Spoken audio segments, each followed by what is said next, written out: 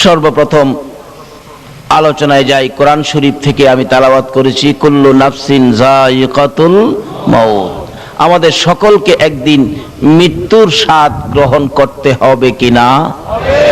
এই যে হবে, এটা আমাদের কথা না, কথাটা আল্লাহর। বলুন, কথাটা কার? কোন আল্লাহ? যে আল্লাহ আমাদেরকে সৃষ্টি করেছেন, ওই আল্লাহই বলতে পারবে আমরা যে মরতে হবে। কিন্তু যিনি আমাদেরকে বানাইছেন, এই মাউত যে বানাইছে, সে বলতে পারবে এটা কতদিন টিকসই হবে। কি বলেন, ঠিক কিনা? এই ফ্যানটা যে বানাইছে, সেই বলতে পারবে এটা কতদিন টিকসই হবে। কিন্তু এটা যে বানাইছে, সে বললেন এটা 5 বছর টিকসই হবে। আমি যদি বলি 50 বছর, বলুন তো আমার কথাটা কি সঠিক হবে? কেন? এটা বানাইছে যে, সেই জানে এটার মধ্যে কি মেডিসিন দেওয়া আছে, সেই বলতে পারবে কতদিন টিকসই। তাই আল্লাহ রাব্বুল আলামিন আমাদের এই বডির মধ্যে নাট বল্টু যা কিছু আছে সবগুলো কে দিয়ে বানাইলেন? যেই জাতের জিনিস দিয়ে বানাইলেন, ওই মালিকই বলতে পারবে এটা যে কতদিন যাবে। এই জন্য বলতেছেন, তোমরা সকলেই একদিন মৃত্যুর কুলে ঢলে পড়তে হবে। যদি জিগাই, খোদা গো, কোন মেডিসিন দিয়া বানাইলেন আমরা যে মৃত্যুর কুলে ঢলে পড়ব? তা আল্লাহ ওয়াজ করে বোঝাবে। কোরআন শরীফ, খলিকাল ইনসানু যায়িফা, তোমরা যে মরে যাইবা, এই জন্য, কারণ আমি তোমাদেরকে বানানোর সময় নরম করে বানাইছি, দুর্বল করে বানাইছি। খলিকাল ইনসানু যায়িফা, এই মানুষ, আমি তোমাদেরকে দুর্বল করে বানাইছি। বলুন, আমাদেরকে দুর্বল করে বানাইছে কে বলতেছে? এখন যদি জিগায় আল্লাহ আমরা দুর্বল করে কি দিয়া বানাইছেন, আল্লাহ তাও জবাব দিবেন কোরআন শরীফ, ইন্না খলাকনাল ইনসানা মিন নুতফা, একবারে নাপাক দুর্গন্ধযুক্ত পানি দিয়া বান্দা তোরে বানাইছি। তাই তুমি যে মরে যাইবা এটা মাইনা নাও। বলুন, আল্লাহ যেভাবে আমাদেরকে বুঝাইলেন আমাদের মরতে হবে, এটা কি আপনাদের বিশ্বাসে আসছে? তাহলে মরার পরে যেই দেশে যাবেন, এই দেশটার নাম কি? এই দেশটার নাম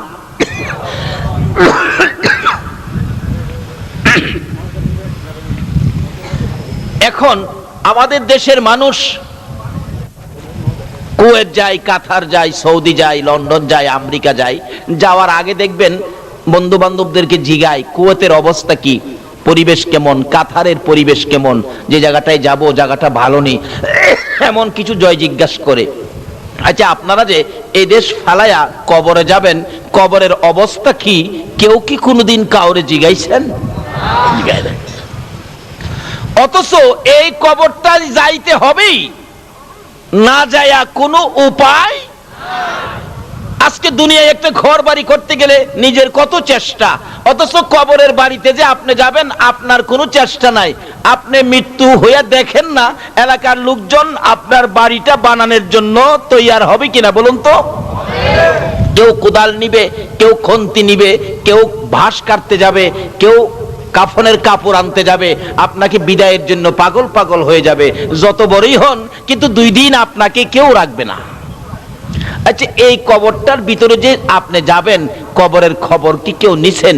এই কবরটা যে কত কঠিন। রাসূল বলেছেন এই কবরে 99টা সাপ থাকবে। কয়টা সাপ? এরপর এমন সাপ না যে সাপগুলি মেরে ফেলবেন, একটা সাপে যদি আপনাকে ধ্বংসন করে, ব্যথায় 70 গজ মাটির নিচে চলে যাবেন। আবার অন্য সাপেরা ইস্পাতের নূক থাকবে, টাইনা টাইনা উঠাবে, যাও কই, দুনিয়ায় বড় রং করেছো, এবার শাস্তি ভোগ করো। আরেকটা সাপে দংশন করবে, এইভাবে একের পর এক 99টা সাপ দংশন করতে থাকবে।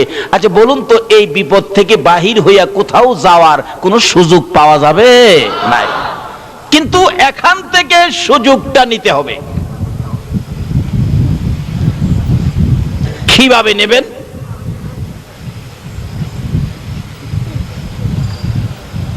বাবারা, এখান থেকে সুযোগ কিভাবে নেবেন এই কবরের চিন্তা আজকে থেকে করুন। মা খাদিজাতুল কুবরা রাদিয়াল্লাহু তাআলা আনহার জীবনী খুলুন।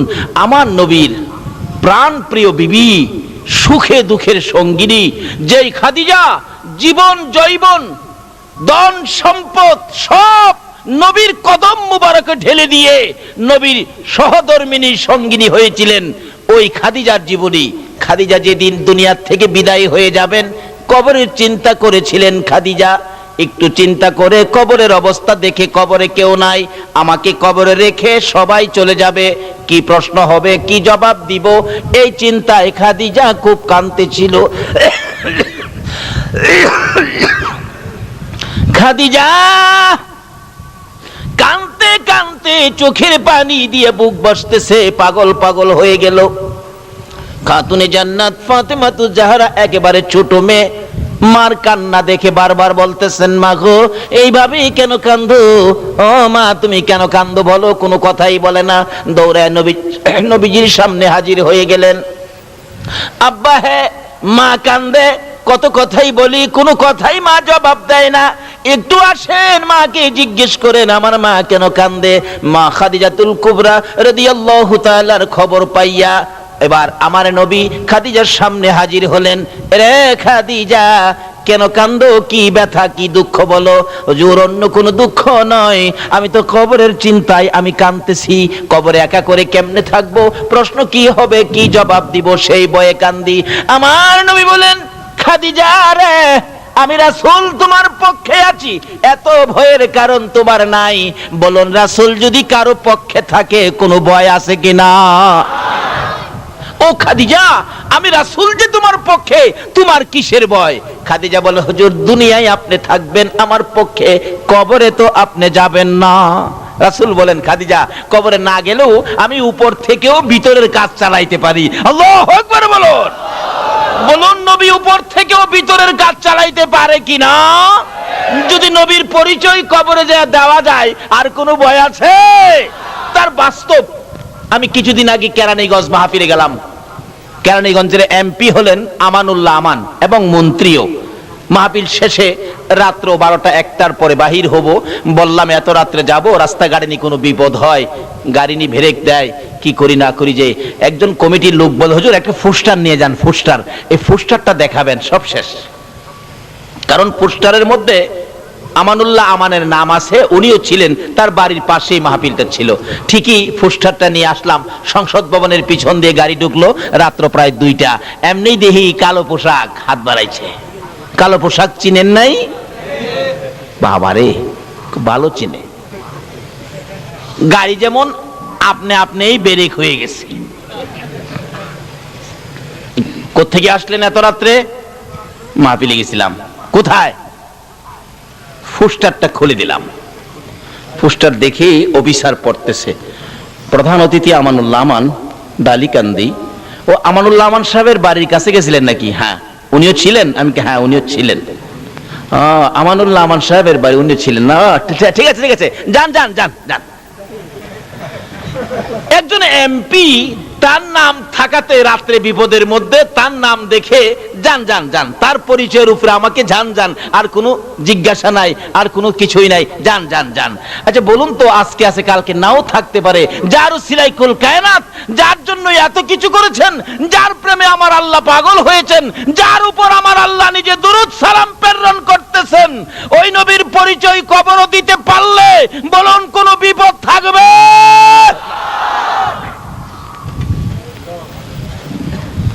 কবর দেওয়ার সময় তো এই কথাটাই বলে দেওয়া হয়, বিসমিল্লাহি ওয়ালা, কি কয় কি কয়, বিসমিল্লাহি ওয়ালা। কার মিল্লাতের উপর দেওয়া হয়? এখন এই নবীকে চিনা দরকার আছে কিনা? এই নবীকে ভালোবাসা দরকার আছে কিনা? আমার আল্লাহ বলেন, কেন তোমরা আমার নবীকে ভালোবাসবি না রে? আমার নবী তোমাদের জন্য কত কষ্ট করেছে। উহুদের জমিনে যেদিন আমার নবীকে মারতে মারতে 2টা দান দান মুবারক শহীদ করে দিয়েছিল, আমার নবী মুখের উপর হাতটা লাগাইয়া চোখের পানিগুলো ছেড়ে ছেড়ে কান্দে। ধাত ভাঙ্গা ব্যথার রক্ত মুবারক ঠোঁটগুলি বেয়ে বেয়ে, দাড়িগুলো লাল হয়ে গেছে, জামাটা পর্যন্ত ভিজতেছে। তারপরেও কাফেরে বেঈমানেরা চারদিক ঘেরাও করে ফেলেছে। রাসূল বলেন, যেদিকে তাকাই রে শুধু শত্রুর হাতিয়ার, বন্ধু বলে কাউরে দেখি না। ডান দিকে তাকাইলে বাম দিক থেকে মারে, বাম দিকে তাকাইলে ডান দিক থেকে মারে। এইভাবে মারতে মারতে মাথার লোহার টুপিটা টুকরা টুকরা করে জমিনে ফেলে দিল। লম্বা লম্বা দুইটা টুকরা গো মাথার দুই পাশে দিয়া ভিতরে ঢুকে গেছে। রাসূল বলেন, এমন ভাবে ভিতরে ঢুকেছে, বহু টানাটানি করেছি, খুলতে পারি না। মাথার ব্যথায় আমার নবী মাথা চক্কর খাইয়া উহুদের জমিনের মধ্যে পড়ে গেছে। তারপরও নবীকে মারতে ছিল দুনিয়া থেকে বিদায় করে দেওয়ার জন্য। এমন সময় হযরতে জিবরাইল এইভাবে দুইটা হাত বাড়াইয়া আমার নবীরে কুলে উঠাইয়া টান দিয়া সরাইয়া নিয়ে আসছে। উহুদ পাহাড়ের মাঝামাঝি, নিচ থেকে দেখা যায় না এমন একটা জায়গায়, নিজের চোখে দেখে আসছি, আল্লাহ দেখাইছে, নিচ থেকে দেখা যায় না এমন একটা জায়গায় আমার নবীকে জিবরাইল কোলে লইয়া ওই জায়গাটায় নিয়ে গেছে। জিবরাইল বলেন, নবীকে কোলে রাইখাই আমি ডাকতেছিলাম, এরে উহুদের পাথর, ও উহুদের পাহাড় দেখ, যেই নবী না হইলে কিছুই হতো না, তোরাও হতে না, আমিও হতাম না। এই নবীকে মারতে মারতে বেহুশ করেছে, একটু বিছানার ব্যবস্থা করে দে, আল্লাহর বন্ধুকে শোয়াইয়া রাখি। জিবরাইল বলেন, এই বলে ডাক দেওয়ার সঙ্গে সঙ্গে দেখি লম্বা একটা পাথর ফাইটা তোলার মতো নরম বিছানা হইয়া যা। আজকে পাথর হইয়া আমার নবীরে চিনে রে, উম্মত হইয়া নবী চিনলাম না। জিবরাইল বলেন, আশ্চর্য হয়ে গেলাম, পাথর এত সুন্দর বিছানা কিভাবে হলো? এবারে জিবরাইল ওই বিছানার মধ্যে আমার নবীকে শোয়াইয়া দিলেন। এখনো নবীর জ্ঞান ফিরতেছে না। দয়ার নবী মায়ার নবীর দিকে তাকাইয়া জিবরাইল ডাকতেছে, ইয়া রাসূলুল্লাহ, জ্ঞান বুঝি এখনো ফিরে নাই, ব্যথা বুঝি বেশি।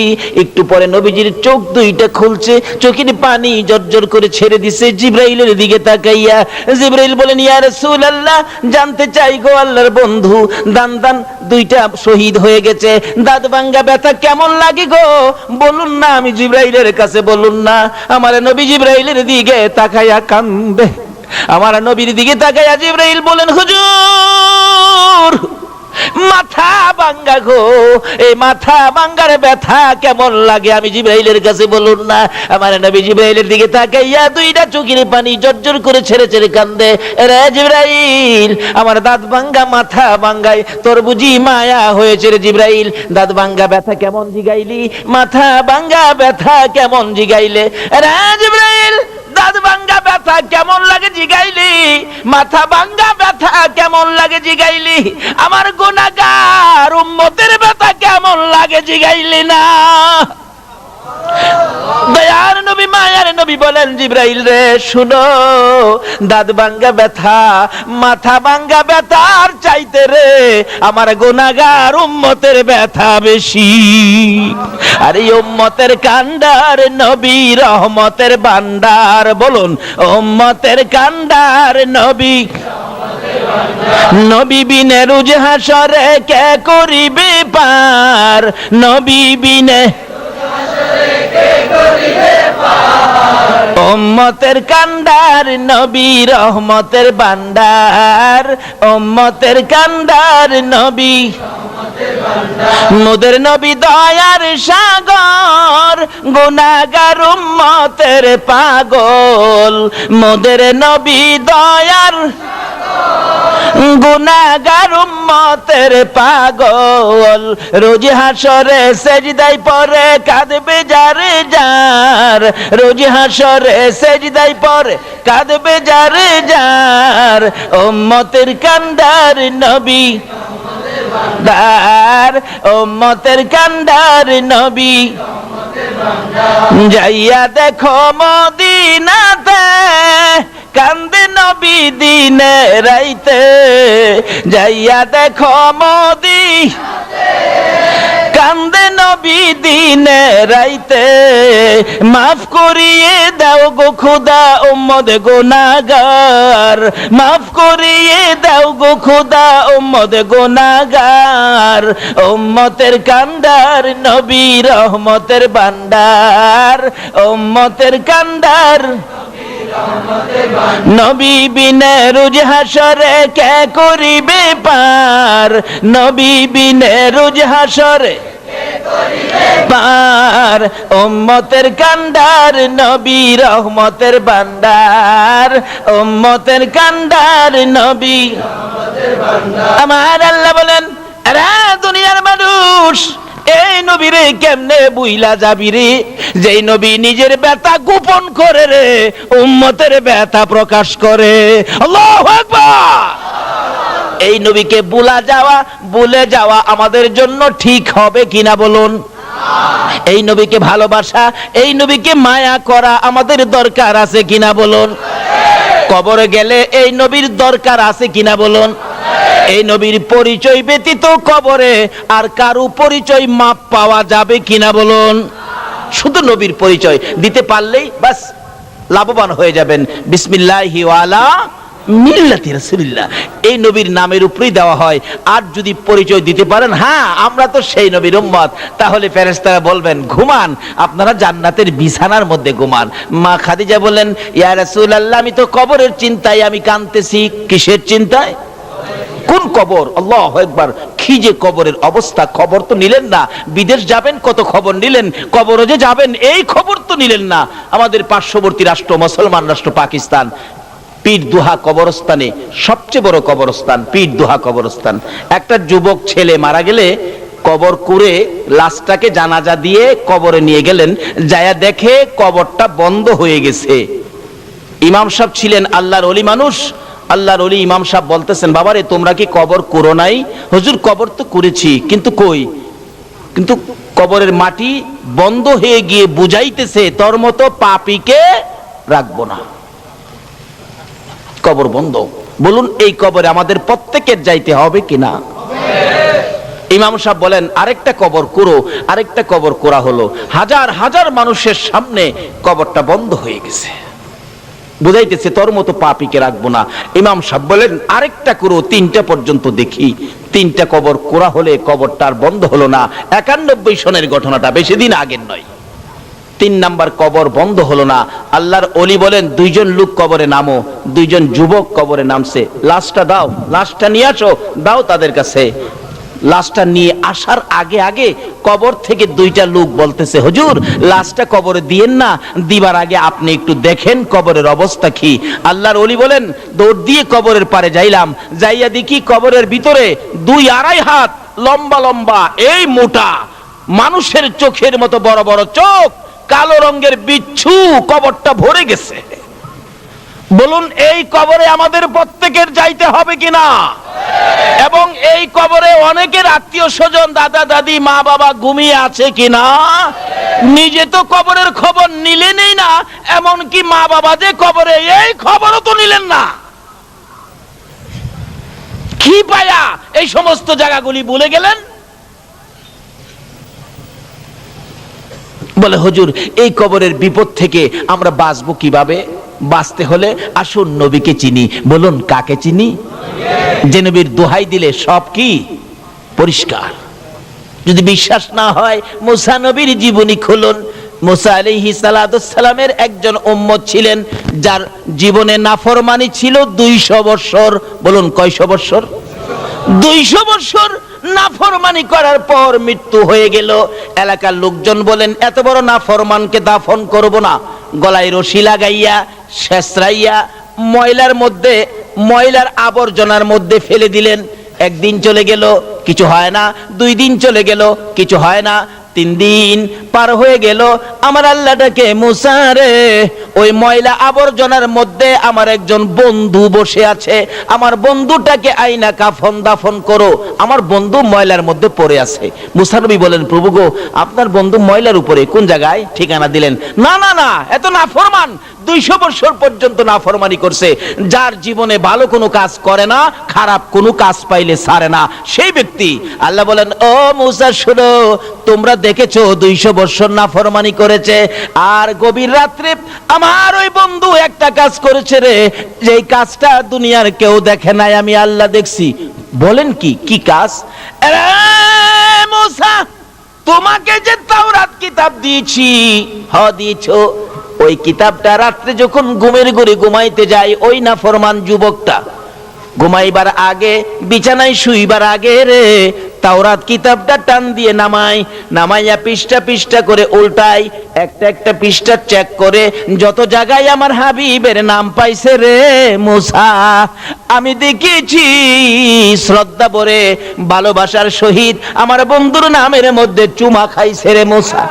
আরে মুসা, যার প্রেমে আমি আল্লাহ এত কিছু করেছি, তুমি মুসার নবুয়তি আমি আল্লাহ দিয়েছি, আমার ওই হাবিবের নামে, বন্ধুর নামে প্রত্যেকটা রাত্রে সবগুলি নাম তালাশ করে করে চুমা খাইছে।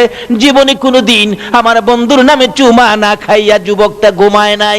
তাই আমি আল্লাহ তারা 200 বছরের নাফরমানি একদিকে নিয়েছি, আর আমার বন্ধুর নামের চুমাটুকু আরেক দিকে নিয়েছি। আমি আল্লাহ চেয়ে দেখি রে, নাফরমানির চাইতে আমার বন্ধুর নামের চুমা দিয়ে আমি আল্লাহর কাছে বড় ভালো লাগে রে মুসা। আমার বন্ধুর নামের চুমার খাতিরে আমি তার 200 বছরের নাফরমানি ক্ষমা করে দিয়েছি। যে নবীর নামের ভালোবাসার চুমাই মুসা নবীর উম্মত 200 বছরের নাফরমানি করে আমার নবীর নামে চুমা দিয়ে ক্ষমা পেয়ে যায়, এই নবীর ভালোবাসায় কিছু করলে বলুন আমরা ক্ষমা পাইব কিনা? বাবারা আসুন সেই জায়গাটা চিনি। তাই বলতেছিলাম, আল্লাহর ওলি বলেন কবরের মধ্যে বড় বড় বিচ্ছু। পাকিস্তানের ঘটনা 91 সনে।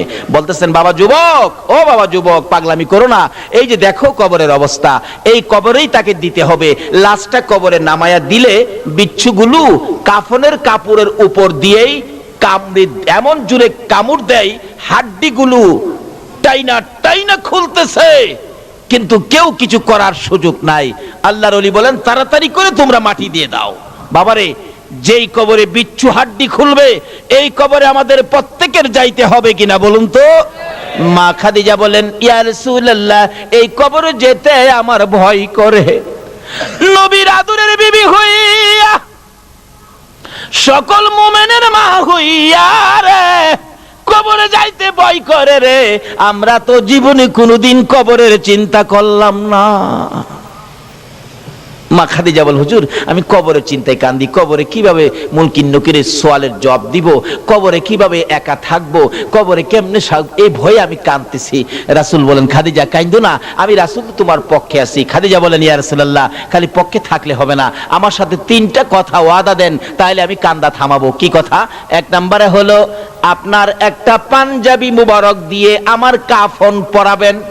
নবীজির পাঞ্জাবি দিয়ে কাফন পরাইলে বলুন তার দাম বাড়বে না কমবে? নবীর পাঞ্জাবির পাওয়ার আছে না? দুনিয়াতেই তো দেখেন কালা পোশাকের পাওয়ার আছে না? কালা পোশাক, অথচ তারা আমাদের ছেলে, আমাদের ভাতিজা, আমাদের ভাই, কিন্তু এরপরও পোশাক লাগাইয়া 10-20 জন একসাথে যখন বাইর হয়, একবার চায় আর দ্বিতীয়বার চায় না, মাথা নিচে দেলা। চিনছেন তো কার কথা কইতেছি?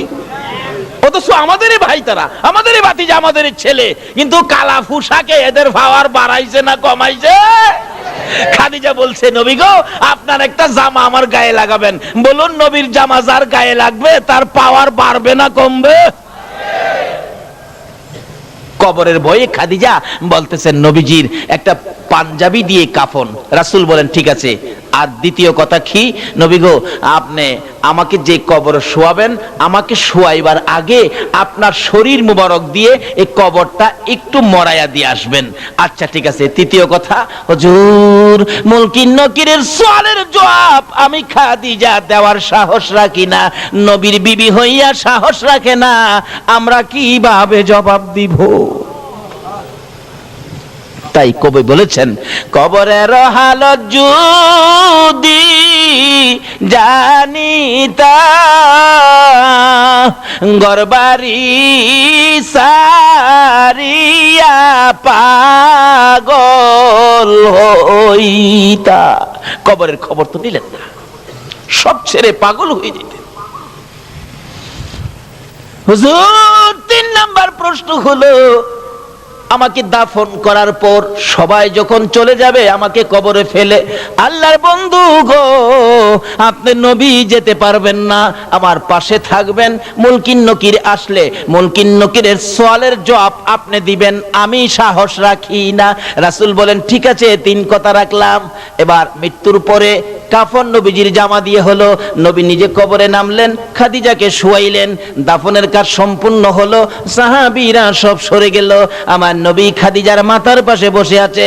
10 মিনিট চলে যায়, মুলকিন নকির আসে না। আধা ঘন্টা চলে যায়, মুলকিন নকির আসে না। বলুন আমরা রে কবরে শোয়াইলে মুলকিন নকির কয় ঘন্টা পরে আইব? কয় কদম? মাশাআল্লাহ, এটা কিন্তু সব জায়গাতে এটা সিস্টেম, নিয়ম। কয় কদম? 40 কদম যদি আপনি নাও দেন, কবরের পাশে বসে থাকেন, তবু মুলকিন নকির, কিন্তু নিয়মটা হলো 40 কদম, অর্থাৎ 40 কদম কবরের কাজ সম্পূর্ণ করে কবর থেকে 40 কদম দূরে যাইতে যেটুকুন সময় লাগবে, এটুকুন সময় পার হওয়ার পরেই মুলকিন নকির কবরে আসবে। আপনি কবর ছাড়েন বা নাই ছাড়েন, একেবারে সেনাবাহিনীর প্রধান যদি থাকে, 1 ব্যাটালিয়ন সৈন্য মোতায়েন করা হয়, তবু মুলকিন নকির ফিরানো যাবে না। আয়েশা হাজির।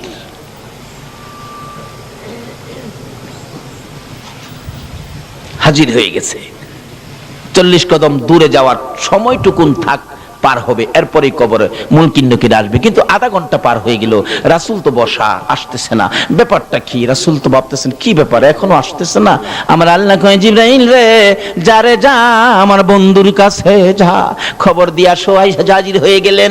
ইয়া রাসূলুল্লাহ, আল্লাহর সালাম গ্রহণ করুন। আমি জিবরাইলের সালাম গ্রহণ করুন। কি খবর রে জিবরাইল, মুলকিন নকির কোথায়? হুজুর মুলকিন নকির আসবে না গো, খাদিজার খবরে মুলকিন নকির আসবে না। আরে জিবরাইল কেন আসবে না? সিস্টেম হলো, বিধান হলো, মুলকিন নকির সকলের কবরে আসবে, খাদিজার কবরে কেন আসবে না? জিবরাইল বলেন ইয়া রাসূলুল্লাহ, না আসার কারণ হলো খাদিজা যেদিন মুলকিন নকিরের প্রশ্নের জবাব সওয়ালের ভয়ে যেদিন দুনিয়ার মধ্যে কান্নাকাটি করেছে, কবরের ভয়ে যেদিন দুনিয়ার মধ্যে খাদিজা কান্নাকাটি করেছে, হুজুর খাদিজার চোখের পানি দেখে গো আমার আল্লাহর বড় মায়া হয়েছে। আমার আল্লাহ বলেছে রে জিবরাইল, আমার বন্ধুর কাছে যা রে, খবর পৌঁছে দিয়াই খাদিজার মুলকিন নকিরের প্রশ্নের জবাব আমার বন্ধুর দিতে হবে না, আমার বন্ধুর দিতে হবে না, কষ্ট করতে হবে না। খাদিজা যেদিন কবরের ভয়ে চোখের পানি ছেড়ে ছেড়ে কাঁদছিল, খাদিজার চোখের পানি দেখে রে আমি আল্লাহর বড় মায়া হয়েছে রে মুলকিন নকিরের সওয়ালের জবাব দেওয়ার জন্য। আর আমার বন্ধুর কষ্ট করতে হবে না, আমার বন্ধুর কানে খবর দে, খাদিজার কবরের মুলকিন নকিরের সওয়ালের জবাব আমি আল্লাহ নিজেই আদায় করে দিয়েছি।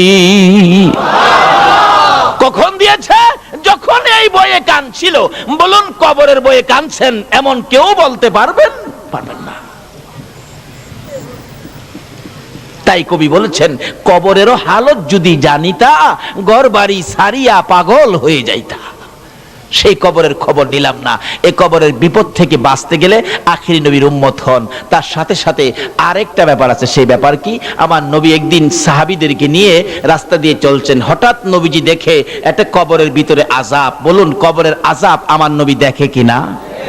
রাসূল বলেন সাহাবীরা তোমরা হাত বাড়াও, দোয়া করি আমার উম্মতের কবরে আযাব। হাত বাড়ালে আল্লাহ আমার উম্মতের কবরের আযাব বন্ধ করে দাও। জিবরিল এক হুজুর আপনি দোয়া করলেও আযাব বন্ধ হবে না। কই কি রাসূলের দোয়ায় আযাব বন্ধ হবে না? কেন বন্ধ হবে না? হুজুর বন্ধ হবে না কেন রে জিবরাইল? আমি তো আমার সাহাবীদেরকে নিয়ে দোয়া করতেছি। জিবরাইল বলে হুজুর শুধু সাহাবী কেন, 1,24,000 পয়গাম্বর সহ যদি দোয়া করেন আপনি সকল পয়গাম্বরের নেতা হইয়া, তারপরও আজকে দোয়া কবুল হবে না। আরে জিবরাইল কেন কবুল হবে না? হুজুর আপনার এই উম্মত তার মায়ের কলিজায় আগুন দিয়া কবরে শুইছে, যতক্ষণ পর্যন্ত তার মা তাকে ক্ষমা না দিবে গো ততক্ষণ পর্যন্ত রাসূলের দোয়াও কবুল হবে না।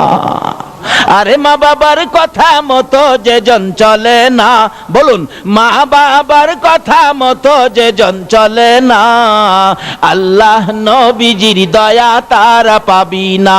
হায়রে আল্লাহ নবীজির মা বাবাকে দুঃখ দিলে নামাজ রোজা যাইবি ফলে, মা বাবাকে দুঃখ দিলে নামাজ রোজা যাইবি ফলে, মার কলিজায় আঘাত দিলে খোদা সহে না, মার কলিজায় আঘাত দিলে খোদা সহে না, আল্লাহ নবীজির দয়া তারা পাবি না। হায়রে আল্লাহ নবীজির মা বাবা অতি আপন, মা বাবার করো যতন, মা বাবা অতি আপন, মা বাবার করো যতন, তিন কথার সাথী পায়া বুইলা যায়ও না, তিন কথার সাথী পায়া বুইলা যায়ও না, আল্লাহ নবীজির দয়া তারা পাবি না। হায়রে আল্লাহ নবীজির। আমার নবী বলেন, জিবরাইল তার কবরের আযাব আমি যে সইতে পারি না। জিবরাইল বলেন, ইয়া রাসূলুল্লাহ, যতক্ষণ পর্যন্ত তার মা জীবিত আছে, তার মা তাকে ক্ষমা না দিবে, ততক্ষণ পর্যন্ত আপনার দোয়ায়ও সে মাপ পাবে না। কত বড় কথা! রাসূল দোয়া করেন, কবুল হয় না। কাকে কষ্ট দেওয়ার কারণে? ঘুমায় রইছেন? কাকে কষ্ট দেওয়ার কারণে? কারণ মা, কোন মা চিনছেন নি? রাত্র 2টাই হোক, 2:30টাই হোক, সন্তান বাড়িতে না আসা পর্যন্ত বলুন তো বুড়িশ্বরের কার ঘরের দরজাটা খোলা আছে? কয়েকজনে কইছে সন্তান বাড়িতে আসলো না। এ বুড়িশ্বরের একজন সন্তান বাড়িতে আসলো না, 2টায় বাইজা গেছে রাত্র, সারা বুড়িশ্বরের ঘরে ঘরে দরজা বন্ধ, একটা ঘরের দরজা বন্ধ হলো না। বলুন তো এই ঘরটা কার ঘরটা? আরো জোরে কোন মা? কোন মা? যেই মার পেটে 10 মাস 10 দিন ছিলাম। এরকম রাত্রে আমরা সকলেই একদিন মায়ের পেটে ছিলাম কিনা? এই রাত্রে মা আপনাকে আমাকে পেটে নিয়ে ঘুমাইতো, কিন্তু আমরা মাকে ঘুমাইতে দেই নাই। একটা লাথি মারছি, মা চট করে ঘুম থেকে উঠছে। আর একটা লাথি মারছি, মা জিহ্বা কামড়ায়া সহ্য করেছে। অথচ পাশে বাবা শুয়েছিল, বাবাকেও ডাক দেয় নাই। আর একটা লাথি মারছি রে, মা দুঃখিনী উইটা দাঁড়াইয়া গেছে। দাঁড়াইয়া থাকতে থাকতে তোমার আমার মা কত রাত্র যে ফজরের আজান পড়ে গেছে, মা মন ভরে ঘুমাইতে পারে না। এই মারে যদি কষ্ট দাও গো, রাসূলের দোয়াও কবুল হবে না। তারপরেও জীবনে কত মা তোমার আমার মতো একটা সন্তানের মুখ দেখার আশায় কত মা যে দুনিয়া থেকে বিদায়ী হয়েছে, হয় নাই? ডেলিভারিতে অনেক মহিলা মারা যায় নাই? তারপরও মা জাতি, মহিলা মেয়ে, তাদের কত সাথ, তাদের সঙ্গের মহিলাটা ডেলিভারিতে মারা গেছে, এরপরও অন্য মহিলারা কি বাচ্চার আশা কি ছাইরা দিছে? জীবন দিয়ে হইলেও একটা বাচ্চার মুখ দেখতে চাই। বাবারা, কবরে যাবেন, এই মার সাথে ব্যবহার কি করেছেন এটা আগে পরিষ্কার করেন। রাসূল বলেন, আমি তো ডাকতেছি জিবরাইল, এই আযাব আমি উপস্থিত থাকতে আমি সহ্য করব কিভাবে? জিবরাইল বল, হুজুর তার মার কাছে ক্ষমা না পাওয়া পর্যন্ত আল্লাহ তাকে মাপ দিবে না, আপনি রাসূলের দোয়াও কবুল হবে না। রাসূল বলেন, তার মা কোথায়? ঠিকানা দিলে যে ডাকতেছে, মা আপনার ছেলেটা মারা গেছে। জি হুজুর মারা গেছে। আপনার ছেলের কবরে তো আযাব চলছে। মা বলেন, হুজুর আযাব হইতাছে, আল্লাহ আরো আযাব দেখ। হ্যাঁ আমারে পুইরা নাইছে। মারে কষ্ট দেওয়ার মানুষ আছে না বাংলাদেশে? হ্যাঁ আমারে পুইরা নাইছে হুজুর। রাসূল বলেন, মাকে তো না দেখাইলে মা মায়া হবে না। রাসূল বলতেছেন, মা আপনি একটু আসেন, আপনার ছেলের অবস্থা দেখা যান। কবরের পাশে দাঁড় করাই রাসূল বললেন, প্রভু গো, তার মাকে কবরের আযাব দেখার শক্তি দাও। বলুন এ নবীর কথাই দিবে কিনা? বলতে দেরি, শক্তি দিতে দেরি নাই। মা দেখে কবরের ভিতরে আযাব, মাথার থেকে চামড়াটা সিলাইয়া একটা টানে পাও পর্যন্ত নিয়ে যায়, আর ওই সিলানো শরীরের মধ্যে দাও দাও করে আগুন। ছেলেটা মা মা কইয়া চিৎকার মারে। মারে চিনেন না? বিপদে আপদে পড়লে বলুন অটোমেটিক মুখ দিয়া কার কথা আসে? পায়ে ব্যথা পাইয়া পায়ের নুকটা একবারে সিটা পড়ে গেছে, বলুন পায়ে হাত দিয়া কি বলে কাঁদতেছে বাচ্চাটা? মা, মা গো মা। পেট ব্যথায় অস্থির, শ্বশুর বাড়িতে খাইয়া এমন খাওয়া খাইছে ব্যথা উঠছে পেটে, বলুন কি বলে কাঁদতেছে জামাই? মা, মা গো। শাশুড়ি কই বেটা আমার বাড়ি খাইয়ে তোর মারে ডেকে কান্দোস? আমার আল্লাহ কই তোর বাড়ি খাইলে কি বো, ব্যথাই বেদনায় মার কথাই আসবে, জুতা দাবাই রেলেও তোর কথা আইতো না। কেন? এই সন্তান নিয়ে কষ্ট ব্যথা বলুন কে বুক করেছে? মা। এই জন্য ব্যথাই বেদনায় পড়লে কার কথা মুখ দিয়ে আসে? মা। বলে হুজুর বাবার কথা কইতেন না, বাবা কি কম কষ্ট করছে, রোজগার করে খাওয়াইছে না? বাবার কথা আসে একবার, কোন সময়? ব্যথাই বেদনাই না। দেখবেন এই বৃষ্টি বাদলের দিন সকালবেলা ঘর থেকে ওইটাই দেখে উত্তর দিক দিয়ে এমন আকাশে মেঘ জমেছে, একবারে কালো অন্ধকার হয়ে রয়েছে। ঘুম থেকে ওইটা এই কালো হাঁসটা দেখা বলুন তো কি বলতেছে? বাবা রে বাবা। দিনের হাঁস দেখলে বাবার কথাই যে, কিন্তু ব্যথাই বেদনায় বাবার কথা বলুন কার কথাই? মা। রাসূল বলতেছেন আল্লাহ তার কবরের আযাবটা দেখার শক্তি দাও। মা দেখতেছে ছেলেটা সমস্ত শরীরের চামড়া নাই, জাহান্নামের আগুন দাও দাও করে জ্বলতেছে। মাগো মাগো মাগো কইয়া কাঁদতেছে। আবার চামড়া ভরে যায়, পাও থেকে ফেরেশতারা চামড়াটা সিলাইয়া মাথা পর্যন্ত আনে, আবার জাহান্নামের আগুন জ্বলতে থাকে। মাগো মাগো কইয়া কান্দে। মা সন্তানের ব্যথা দেখে রে মা নিজের ব্যথা ভুলে গেছে। তাই আমি বলি ছেলে মাকে ভুলে যাই গো, মা ছেলেকে ভুলে না। এমন দরদি মাকে আর ব্যথা দিও না। মা ডাকতেছে ইয়া রাসূলুল্লাহ আমাকে যত ব্যথাই ছেলে আমাকে দিয়েছে আমি সহ্য করতে পারবো, কিন্তু ছেলের ব্যথা আমি মা হইয়া সইতে পারি না। হুজুর আমি আমার সন্তানকে মাফ করে দিলাম, আপনি বলুন না আমার আল্লাহকে যেন মাফ করে দেয়। এই মা মাফ করে দিলাম কথাটা বলতে দেরি হয়েছে, আমার রাসূল পাশে থাকার বরকতে মায়ের ক্ষমা দেওয়ার সঙ্গে সঙ্গে তার কবরটা জান্নাতের বাগান হয়ে যায়। কিন্তু নামাজ রোজা হজ যাকাত মুফতি মুহাদ্দিস মুফাসসির মসজিদ বানান মাদ্রাসা বানান ওয়াজ করান ওয়াজ করেন ওয়াজ শুনেন, এমনকি মক্কা মদিনার ইমাম সাহেব যদি হয়ে যাও আর এই মা বাবাকে যদি কষ্ট দাও আল্লাহর জান্নাতে যাওয়া সম্ভব হবে না। তাই আসুন আমরা কি করতে হবে, কোরআন শরীফ কি বলে দেখি। কোরআন শরীফ বলছে কি ওয়াসাইনাল ইনসানা বিওয়ালিদাইহি ইহসানা। আল্লাহ বলছে হে মানুষ তোমরা তোমাদের মা বাবার সাথে ভালো ব্যবহার করো। বলুন মা বাবার সাথে কি ব্যবহার করতে বলছে? ভালো ব্যবহার। এখনকার দিনে কি ভালো ব্যবহার আছে? আমাদের যে এলাকায় ইমামতি করতাম এই এলাকার ঘটনা বলছি। এক বুড়া বাবা ছেলের সাথে ঝগড়া লাগিয়া, বুড়া বাবা শিক্ষিত মানুষ এক পর্যায়ে রাগ হইয়া ছেলেকে ধমক মারলেন, তোমাকে শাট আপ। ছেলেও শিক্ষিত, বাবার প্রতি রাগ হইয়া উল্টা মাইরা দিছে, আপনাকে ডবল শাট আপ। আচ্ছা এই ব্যবহারটা কি ভালো ব্যবহার হলো? ভালো ব্যবহার কিভাবে করবেন? কোরআন শরীফের মধ্যে ঘোষণা আছে আরেক জায়গায়, তোমরা বাপ মার সামনে দাঁড়াইলে মাথা নিচু করে দাঁড়াও, বুকটা টান করে দাঁড়ায়ও না। বাপ মার সাথে কথা বলতে গেলে বাপ মার কথা সুরের চাইতে তোমার কথা সুরটা বড় করো না। বাপ মা যদি কোনো কথা তোমাকে কটু বলে ফেলে বাপ মার সাথে গিয়ার দেখাইও না। বাপ মা যদি তোমাকে থাপ্পড় মারে বাপের মায়ের থাপ্পড় খায়া কান্দো, এমন কান্দা কান্দো না যেই কান্দায় তোমার মা ওই আবার কষ্ট পাবে। কানতে থাক হইলে দূরে চলে যাও, মসজিদের ওই পাশে চলে যাও, নিরিবিলি কান্দো, তোমার মা যেন এই শব্দটা শুনতে না পারে। আল্লাহু আকবার বলুন। এই শিক্ষা দিতেছেন আমার আল্লাহ। বলুন এই শিক্ষা কে দিতেছেন? আল্লাহ, তাই এই মা বাবার সাথে ভালো ব্যবহার করেন, মা বাবার সাথে ভালো ব্যবহার করেন।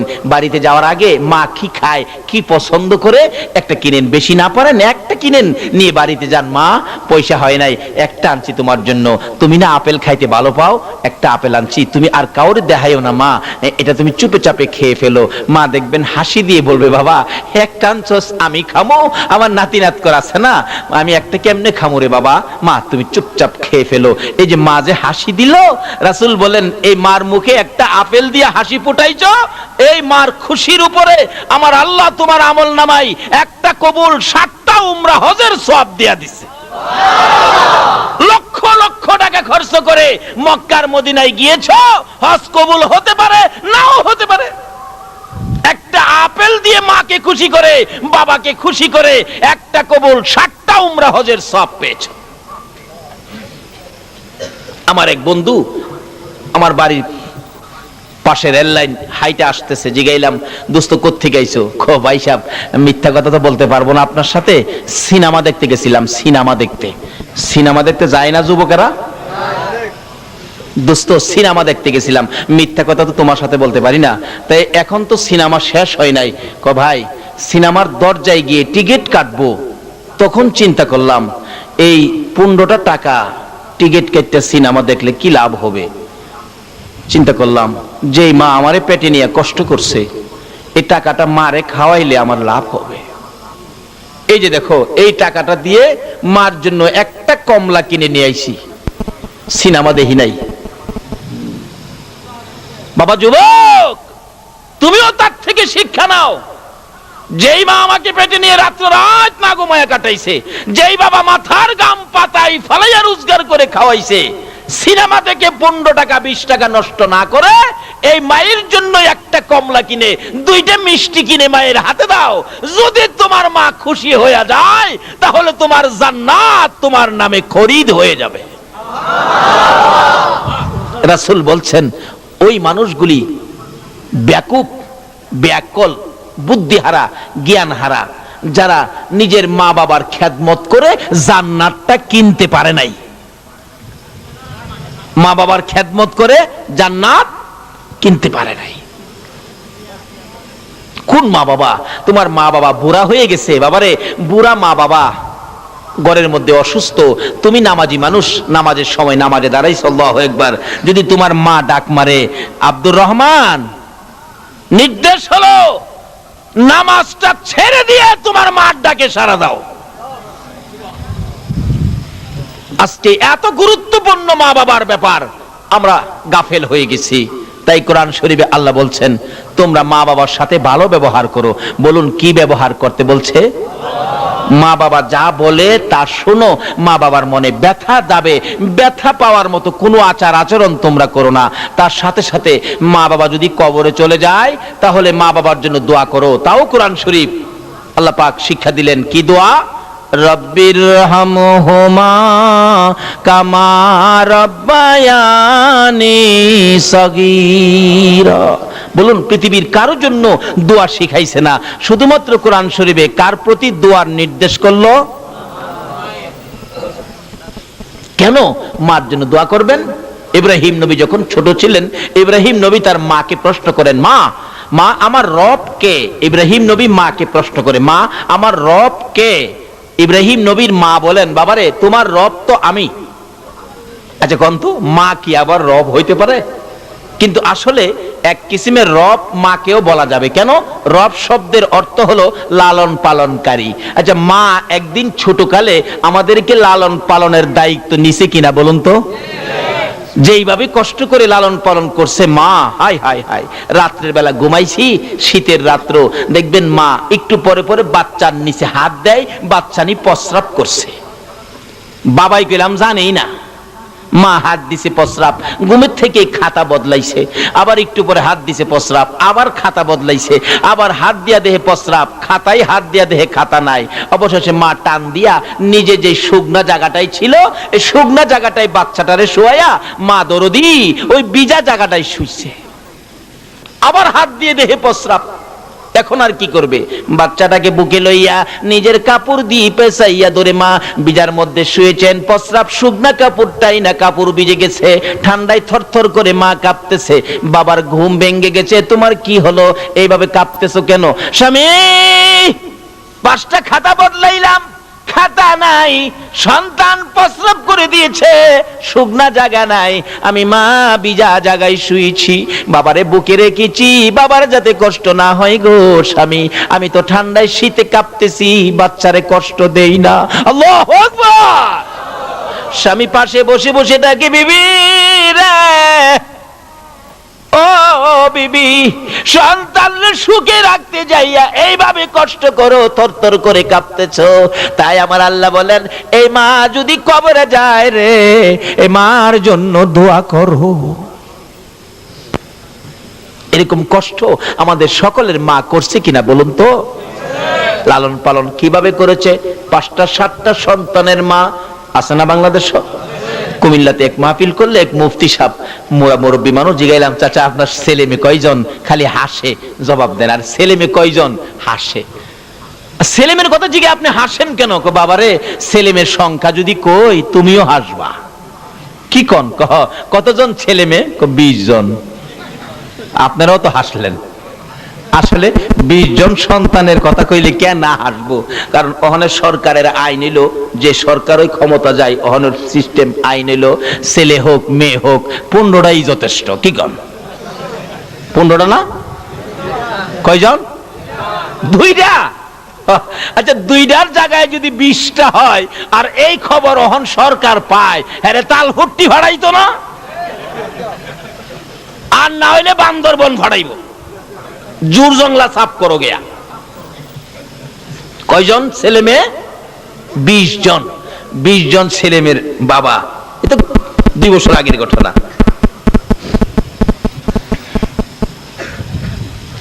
20 জন বাদ দিলাম, 7-8 জন তো প্রায়ই পাওয়া যায়। 7-8 জন বাচ্চা যে মার, এই মা লালন পালন করতে কষ্ট হইতেছে কিনা বলুন তো? দেখবেন মা গরু আছে, গরু ঘরে নিলেন, ছাগল আছে, ছাগল ঘরে বানলেন, মুরুগ থামাইলেন, রান্না বাড়া শেষ করলেন, সবাইকে কাজ শেষ করে সন্ধ্যার সময় বাচ্চা কাচ্চাকে খাওয়াইলেন, স্বামীকে খাওয়াইলেন, শ্বশুর শাশুড়ি খাওয়াইলেন, এইভাবে সব কাজ শেষ করে তোমার আমার মা ঘুমাইতে যাইবো, রাত্র বাইরে গেছে 11টা। খালি 11টায় শুইছে, ল্যাপটা একটু গায়ে দিয়া, ল্যাপটা একটু গরম হয়েছে, শীতের রাত্র, এমন সময় 7 জনের মাঝখানে যাই ছিল বাচ্চাটা, হ্যাঁ খাইছিল না, ঘুমেতে ওইটা দেখবেন শুরু করছে পেন্ডের পেন্ডেন, মা কয় কি হয়েছে তোর? কোনো কথা কয় না, খালি আছে না বাচ্চা এরকম করে না? আধা ঘন্টা পর্যন্ত কাঁদছে, কোনো কথা কয় না। আরে কেন কাঁদতাছস আধা ঘন্টা পর্যন্ত? কয় আমি যে ভাত খাইছি না, তুমি জানো না? মা কয় এটা কি আধা ঘন্টা কাইন্দা কোন লাগে? আগেই তো তুই কইতারস। এরকম একটা বিরক্ত মারে আমরা করছি কিনা কন্ত? বাবাই কয় হেয়ার পেন পেনে আর সহ্য হয় না, গলার চিপটা মাইরা বাইরে ফেলাই দে। আচ্ছা, কোন মা কি মাইরা ফেলাই দিছিন? মা কয় তুমি ঘুমাও। এই সম্পূর্ণ বিরক্তি বলুন কে সহ্য করেছে? মা। এই মারে কষ্ট দিয়া বেহেশত যাইতেন নামাজ পড়া, যায়েন বেহেশত গারো ধইরা বের করে দিব।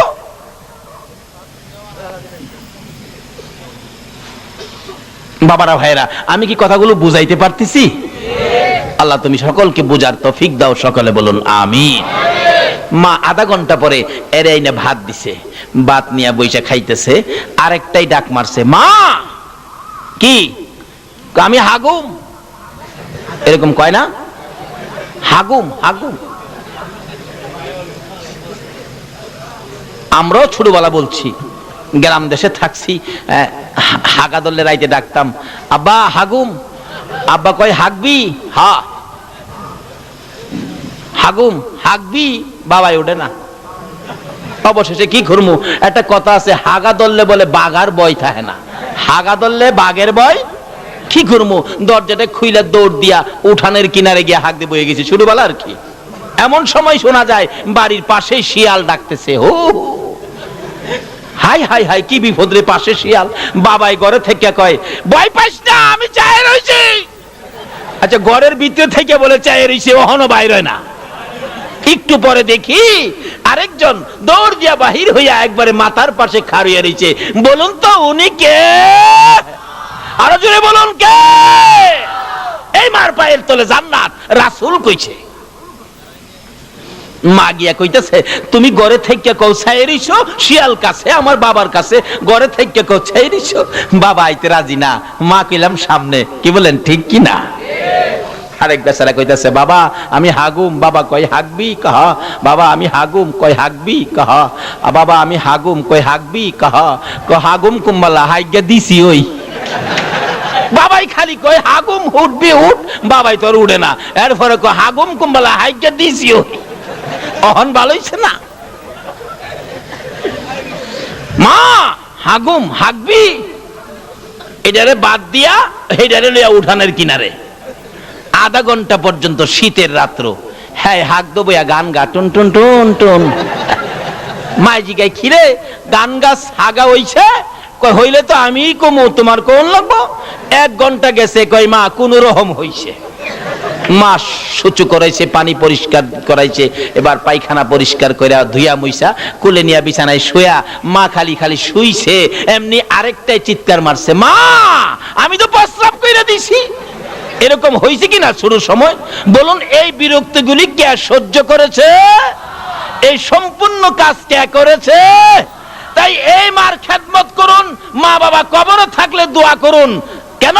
এই মা বাবার পায়ের নিচে হবে আমাদের জান্নাত। এইভাবে 3টা 4টারে মা শুয়াইছে, এবার আরেকটাই ডাক মারছে, মা কি আমার ঘুম ভাঙ্গা গেছে, আমার ঘুমও ধরে না, আমারে কোলে লয়। লইছে কুলো, বাইরে যা। ঘরের বাইরে যাইতো, বাইরে গেছে। মা ডাকতেছে, বাবারে আমার শীত করে, চাদরটা নিয়ে আসি। কয় না চাদর আনতে পারবি না, এই শীতের মধ্যে। মা দেখলেন সন্ধ্যার থেকে নিয়ে এই বাচ্চাকে লালন পালন করতে যায়া এইভাবে বাচ্চা কোলে নিয়ে ঘুম পাড়াইতে গেলে ঘুমও তো আর আসে না। হঠাৎ শোনা যায় মসজিদে আজান পড়ে গেছে, আসসালাতু খায়রুম মিনান নাও। মা এইভাবে বাচ্চাদের লালন পালনের দায়িত্ব নিয়ে গো কত রাত্র মা না ঘুমাইয়া কাটাইছে।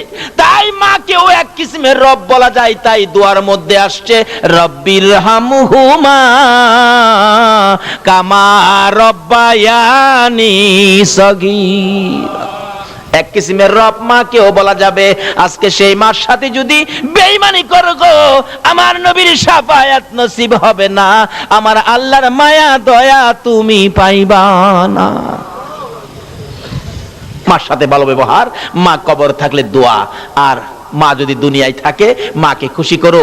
রাসূল বলছেন, যার বাবা জীবিত তার বেহেশতের একটা দরজা খোলা আছে, যার মাও জীবিত তার বেহেশতের 2টা দরজা খোলা আছে। আল্লাহু আকবার বলুন। এক ছেলে স্বপ্নে দেখে আল্লাহর আরশের খুঁটির মধ্যে চুমা দিতেছে। ছেলে দৌড়ায় সকালবেলা ইমাম সাহেব হুজুরের কাছে গেছে, হুজুর আমি স্বপ্নে দেখেছি আল্লাহর আরশের খুঁটি চুমাইতেছি। ইমাম সাহেব বলেন, বাবা তোমার মা আছে? আছে তো, মার পায়ে গিয়ে চুমা দাও। হুজুর একটা কথা কইলেন, কই আল্লাহর আরশ আর কই মা? আল্লাহর ওলি বলেন, তুমি মাকে কি মনে করছো? আল্লাহর আরশের খুঁটির চাইতে মায়ের পায়ের মর্যাদা কোটি কোটি গুণ বেশি। জোরে জোরে কোন সুবহান। কারণ যেই মায়ের পায়ের নিচে জান্নাত, আরশের খুঁটির নিচে জান্নাত নয়। সুবহানাল্লাহ। আজকে সেই মার সাথে ভালো ব্যবহার আমাদের দরকার আছে কিনা বলুন? মারও উচিত সন্তানদেরকে ভালো পথে পরিচালনা করা, বাবারও উচিত সন্তানদেরকে ভালো পথে পরিচালনা করা।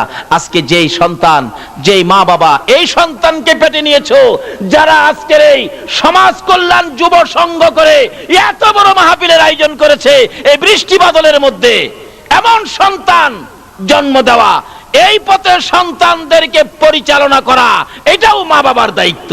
আজকে যেই মা বাবার সন্তান মাহফিলের আয়োজন করেছে আর যেই মা বাবা এই সন্তানের মা বাবা হয়েছেন, উভয় জীবন ধন্য। যদি এর মধ্য থেকে কেউ কবরে থাকে, আজকের মাহফিলের উসিলায় তাদের কবরগুলোকে জান্নাতের বাগান বানিয়ে দেওয়া হয়েছে। যেইভাবে মাহফিলটা সাজানো হয়েছে, তাদের কবরগুলোকে এইভাবে আজকে সাজানো হয়েছে।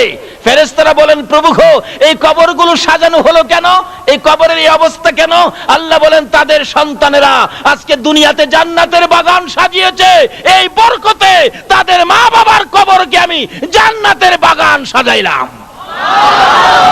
কাজী এমন সন্তানের মা হও, বাবা হও, যারা এরকম মাহফিলের আয়োজন করবে, ভালো কাজ করবে, সত্য পথে থাকবে, মসজিদে যাবে, নবীকে ভালোবাসবে, ওলিদের পক্ষে থাকবে, ওই সমস্ত সন্তান মা বাবা হতে পারলে জীবন ধন্য হবে, কবরে গিয়েও শান্তি পাবেন। তাই আসুন, যে সন্তানেরা মাহফিলের আয়োজন করেছেন, আল্লাহ যেন তাদেরকে প্রত্যেক বছর এই মাহফিল এভাবে করার তৌফিক দেন এবং আল্লাহ যেন তাদেরকে নেক হায়াত দেন। তাদের মা বাবা বংশধর যারা কবরে, আল্লাহ যেন এই মাহফিলের উসিলায় সকলকে মাফ করে দেন, সেই জন্য দোয়া হবে। আসুন, কবরে যেতে হবে, যাওয়ার আগে কবরটা পরিষ্কার করি, নবীর উম্মত হইয়া নবীর কথা মতো কিছু কাজ করে মা বাবার খেদমত করে কবর পরিষ্কার রাখি। মা বাবা যাদের দুনিয়াতে আছে, আজকেই যায়া মা বাবার খেদমতে হাজির হয়ে যান। আর যার মা বাবা দুনিয়ায় নাই, আজকের মোনাজাতে চোখের পানি ছেড়ে দেন।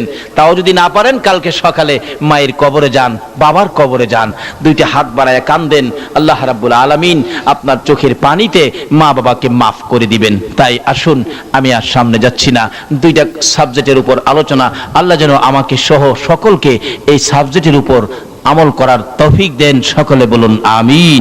আসুন দোয়া করি, সকলে দোয়ায় শরীক হন। আল্লাহুম্মা আমিন। ربنا ظلمنا أنفسنا وإن لم تغفر لنا وترحمنا لنكونن من الخاسرين رب ارحمهما كما ربياني صغيرا রব্বুল আলামিন, রাত্র 3টা পার হয়ে গেছে, তোমার আদুরের বান্দারা, তোমার নবী আশিক পাগলেরা, গাউসে পাকের ভক্তবৃন্দরা 3টা পর্যন্ত পার করে দিয়ে গো তোমার শাহী দরবারে হাত বাড়াইছে। মউত একেবারে খালি হাত বাড়াই নাই, তুমি যার উপর দুরূদ সালাম প্রেরণ করো, ওই নবীর উপর দুরূদ সালাম ও মদিনা পাঠাইছি। মাবুদ রে, আমাদের দুরূদ সালাম গুলো পাখির মতো উড়াইয়া উড়াইয়া দয়ার নবী মায়ার নবীর রওজা আতহারে পৌঁছাইয়া দাও। আয় মাবুদ, আজকের এই দুরূদ সালাম উসিলা করে, ফাতিহা ইয়াজদাহ মাহফিল উসিলা করে আমরা যারা হাত বাড়াইছি, আমাদের তামাম জিন্দেগীর গুনাহগুলো ক্ষমা করে দাও। মাবুদ, রাত্র 3টা পার হয়ে গেল, তোমার বান্দারা যে হাত বাড়াইছে, তোমার কি মায়া লাগে না?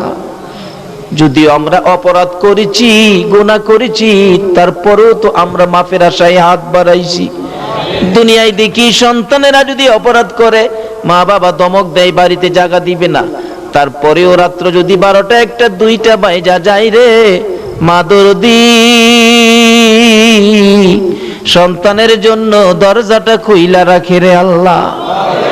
মায়ের মতো একটা দরদি যদি অপরাধী সন্তানের জন্য 2টা বাজে দরজা খোলা রাখতে পারে গো আল্লাহ, আমরা যে তোমার বন্ধুর গুনাহগার উম্মত, জীবনের গুনাহ লইয়া মাপের আশায় হাত বাড়াইছি, তোমার যে 99 ভাগ মায়া আছে গো, দয়া আছে গো, তুমি কি আমাদের জন্য মাফের দরজাটা খুলতে পারো না?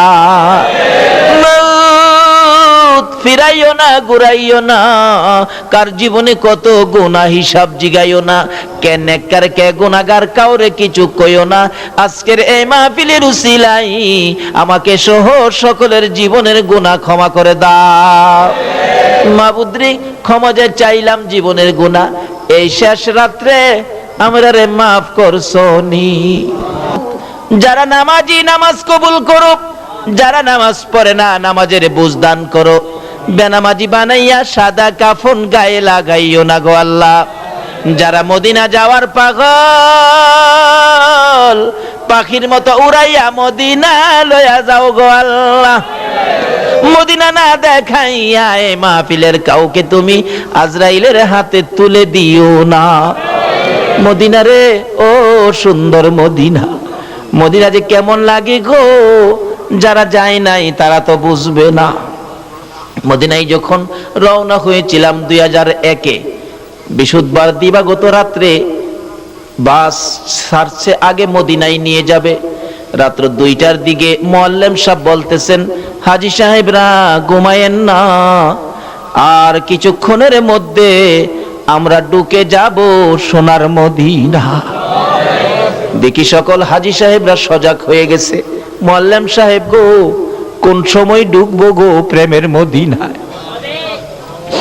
একটু পরে মুআল্লিম বলেন, হাজী সাহেবরা দুরূদ শরীফ পড়তে থাকুন, এই তো আমরা মদিনায় ঢুকে গেলাম গো।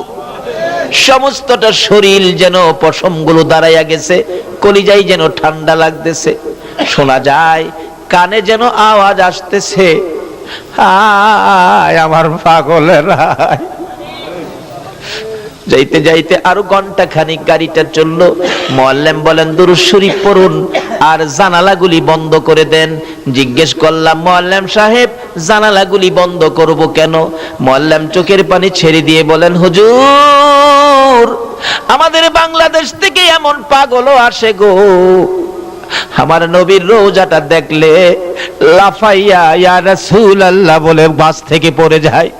হুজুর জানালা বন্ধ করার জন্য বললাম, এই জন্য আর একটু সামনে গেলেই, সামনের টার্নিংরা মোড় দিলেই আমার নবীর সবুজ রঙের গম্বুজ দেখা যাবে গো।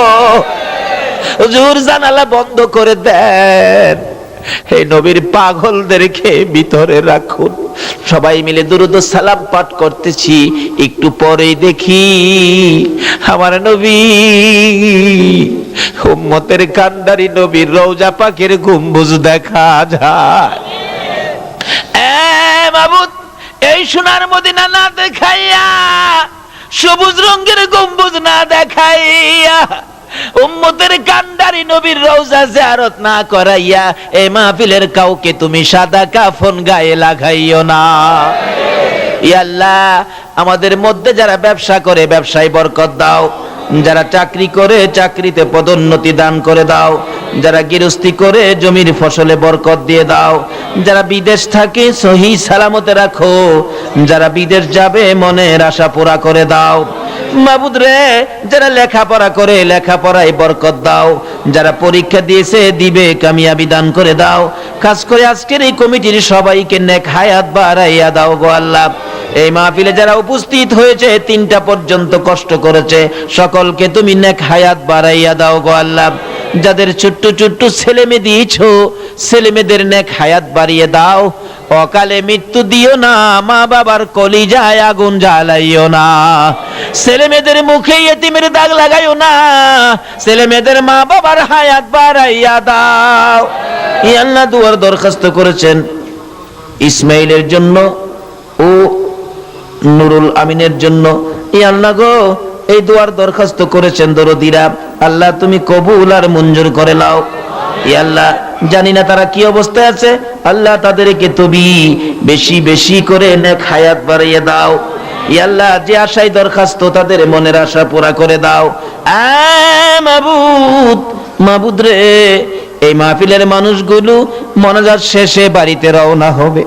আমি জানি না রে, এই মাহফিল কারে জানিস জীবনের শেষ বিদায় দেয়। এই মাহফিল যদি কারো জীবনের শেষ মাহফিল হয়ে থাকে গো আল্লাহ, এই মাহফিলের উসিলায় কাল কিয়ামতে নাজাতের ফয়সালা করে দিও গো আল্লাহ। ইয়া আল্লাহ, যে নবীর আশিক হইয়া এত রাত পর্যন্ত কষ্ট করলো তোমার বান্দারা, সকলকে তুমি কাল কিয়ামতে নবীর গুদারায় উঠাইয়া ফুলচিরাতের ফুল পার করে দিও গো আল্লাহ। ইয়া আল্লাহ, এই মাহফিল টুকুন তোমার কুদরতি হাতে আমানত করে গেলাম, কিয়ামত পর্যন্ত এই মাহফিল তুমি কায়েম রাখো গো আল্লাহ। এই মাহফিলকে যারা সাহায্য সহযোগিতা করেছে করবে, বুদ্ধি পরামর্শ দিয়েছে দিবে, মাহফিলের পক্ষে থাকবে আসবে, সকলকে তুমি আফত বিপদ আযাব গজব অ্যাক্সিডেন্ট বালা মুসিবত শয়তানের শয়তানি দুশমনের দুশমনি হইতে বাঁচাইয়া রহমত বরকত শান্তি দ্বারা ভরপুর করে দাও গো আল্লাহ। মাবুদ, এই মাহফিল দি বিদায় হয়ে যায় রে আল্লাহ। আরে বাবা যুবকেরা, তোমাদের কষ্টের মাহফিল তো বিদায় হয়ে যায়। এই মাহফিলের জন্য যুবকেরা কত কষ্ট করেছে, 4টা বাইজা গেছে, মা খবর পাঠাইছে খানার জন্য, ছেলেরা খবর উল্টা পাঠাইছে, মা গো খাবো না, প্যান্ডেলের কাজ শেষ হয় নাই। মাবুদ, এই যুবকদের এত কষ্টের মাহফিল বিদায় হইয়া যায়, এই মাহফিল বিদায় সাথে সাথে গো তাদেরকে তুমি মাফ করে দাও গো আল্লাহ। এই যুবকদেরকে তুমি খালিদ বিন ওলীদের মতো ইসলামের সৈনিক বানাইয়া দাও গো আল্লাহ। ইয়া আল্লাহ, মাহফিল শেষে যারা যেখানে যাবে গো সহি সালামতে পৌঁছাইয়া দিও গো আল্লাহ। ইয়া আল্লাহ, যতগুলো দরখাস্ত করলাম সবগুলো তুমি কবুল আর মঞ্জুর করো গো আল্লাহ। যতগুলো আলোচনা করেছি আমাকে সহ সকলকে তুমি আমল করার তৌফিক দিও গো আল্লাহ। সাল্লাল্লাহু তাআলা আলা খায়রি খালকিহি মুহাম্মাদিন ওয়া আলা আলিহি ওয়া আসহাবিহি আজমাইন বিহাক্কি লা ইলাহা ইল্লাল্লাহু মুহাম্মাদুর রাসূল।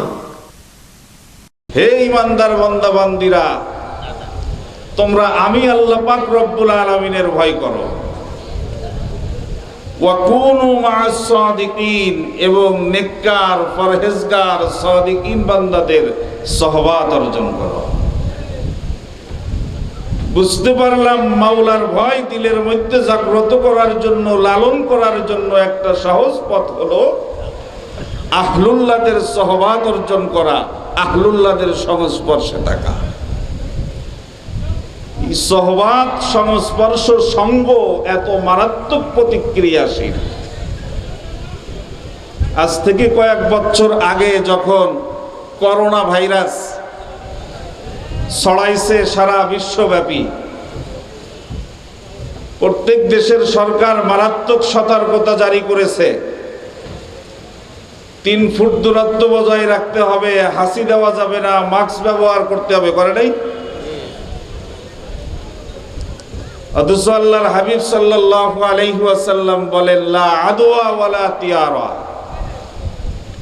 সংক্রামক ব্যাধি এবং কুলক্ষণ বলতে কিছু নাই। মানুষের শরীরের রোগ একজনের শরীর থেকে অপরজনের শরীরে সংক্রামিত হয় না।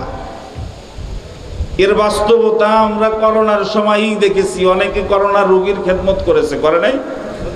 এই লোকগুলা কি সব মরে গেছে না বেঁচে আছে? মরেছে কম, বেঁচে আছে বেশি। মরেছে কম, বেঁচে আছে বেশি। অথচ দেখেন, যেই জিনিসের সত্যতা ইসলাম সমর্থন করে না, আমরা এই অসত্য জিনিসে বিশ্বাস করে কত সতর্কতা অবলম্বন করেছি, এত সতর্ক হয়েছি যে বাবা জীবিত আছে, সন্তান তারপরেও ধারণা করে দাফন কাফন টিমকে ফোন দিয়ে বলেছে, আমার বাবা 7 তলায় মোড়ে পড়ে আছে, আপনারা দাফন কাফনের ব্যবস্থা করেন। অথচ বাবা জীবিত। সন্তান জীবিত বাবাকে দাফন কাফন টিমের কাছে মৃত্যুর সংবাদ দিয়ে তার দাফনের কথা, দাফনের কার্য সম্পাদন করার জন্য আরজি করে। অথচ তার বাবা এখনো জীবিত, সন্তান ধারণা করছে মরে গেছে। বাবার দাফন কাফনে শরীক হইলে আমিও করোনায় আক্রান্ত হতে পারি, এই ভয়ে সন্তান বাবার জীবিত বাবাকে মৃত বানায় ছেড়ে দিছে। আবার অনেকে মৃত্যুর পরে এই সংস্থাগুলোর কাছ থেকে ডেথ সার্টিফিকেট গ্রহণ করছে, দাফনের কাজেও অংশগ্রহণ করে না।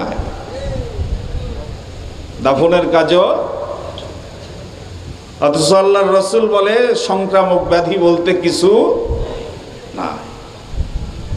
তবে ইসলাম বলে দিলের গুনাহগুণ এটা সংক্রামিত হয়, মানুষের আত্মার গুনাহগুণ এটা সংক্রামিত হয়।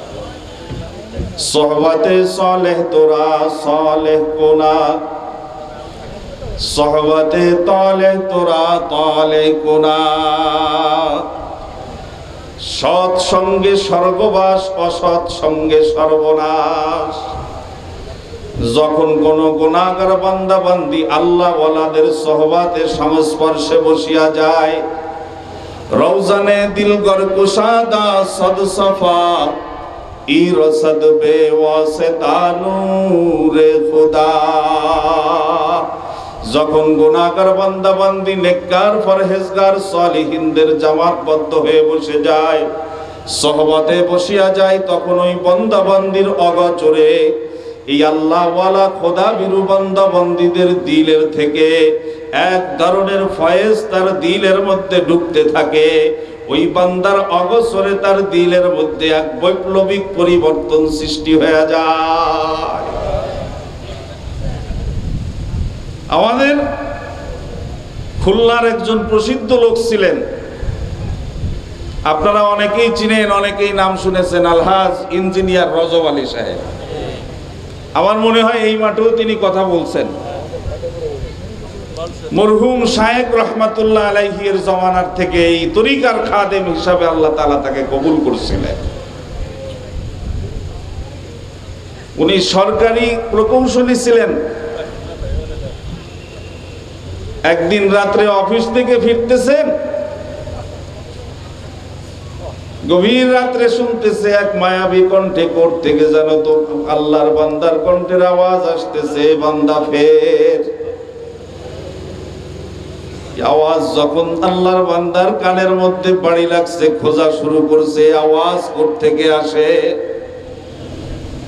তালাশ করতে করতে যাইয়া দেখে আল্লাহর কুতুব ফজলুল করিম রহমাতুল্লাহ আলাইহি বয়ান করতেছে, বান্দা ফের। এই যে বান্দা ফের কয়ে এই যে টান দিছে, আর এই আওয়াজ এই ইঞ্জিনিয়ারের দিলের মধ্যে বাড়ি লাগছে। ইঞ্জিনিয়ারের দিল এক বাড়িতেই পরিবর্তন হইয়া আমার মাওলার দিকে ঝুঁকিয়া গেছে। কিছুদিন পর যখন চরমনার ময়দানে যাইবে চিন্তা করতেছে, দেখলাম চরমনার পীর সাহেব হুজুর যখন বয়ান করে, যখন জান্নাত জাহান্নামের বয়ান করে, কিছু মানুষ নোংরা শরীর, নোংরা কাপড়, এই মানুষগুলা পাগল পাগলির মতন ছটফট করিয়া লাফায়। এইটা ওনার পছন্দ হয় না। সদ্য নবাগত এই তরিকার মধ্যে এসেছে, যখন পাগলা লাভ দেবে এদেরকে পরীক্ষা নিব, আসলে কি মাওলার পাগলে লাফায় নাকি ইচ্ছা করে বানোয়াটি করে। আল্লাহু আকবার। ওনার নিজের মুখ থেকে শোনা কারগুজারি আপনাদেরকে শোনাইয়া যায়। বলে, আমি মেজের খাপের মধ্যে সুচ ঢুকাইছি। মেজের খাপ চেনেন তো? মেজের কাঠি বের করে মেজের খাপের মধ্যে সুচ ঢুকাইছে। স্টেজের সামনে গিয়ে বসবো, যখনই কেউ লাফ দিবে এই মেজের খাপ খুলে সুচ বের করে ওর শরীরের মধ্যে ফুটায়া দেব। যেই কথা সেই কাজ, মেজের খাপ পকেটে করিয়া লইয়া সর্বনার ময়দানের স্টেজের সামনে বসিয়া গেছে। আল্লাহর ওলি উদ্বোধনী বয়ানে বসিয়া মিসকি মিসকি হাসতেছে আর বয়ান করতেছে। আল্লাহু আকবার। বয়ান যত শেষের দিকে যায়, পাগলদের সাথে ইঞ্জিনিয়ার রজব আলীও লাফায়। সুই এখন আর কে কার পিছনে ফুটায়? সুই কে ফুটাবে? মনে হয় যেন আমার জীবনের সমস্ত ঘটনা আল্লাহর কুতুবের সামনে আমি যাওয়ার আগে কেউ